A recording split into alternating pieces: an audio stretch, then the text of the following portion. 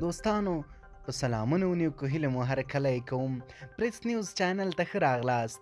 افغانستان د یو بل خطر سره مخ دی، هغه هیواد چې اقتصادي کړکېچونه پکې اوج ته رسېدلي دي. دوستانو ښه راغلاست. افغانستان کې د کورونا د بیا زیاتېدو نوې وړاندوینه شوې ده.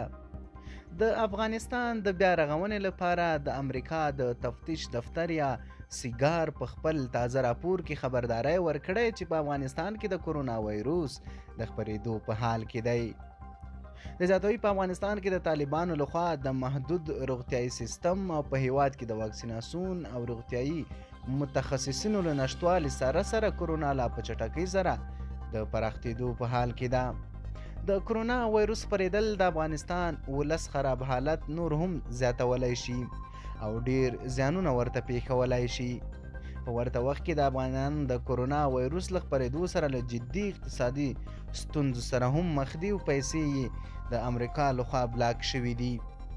بل خوا بیا په ننګرهار کې د ننګرهار د کرنې اوبو لګونې او مالدارۍ ریاست وایي چې د سترسو یو ورځنی نندارتون یې جوړ کړی و چې د سترسو بېلابېل ډولونه پکې نندارې ته ایښودل شوي وو.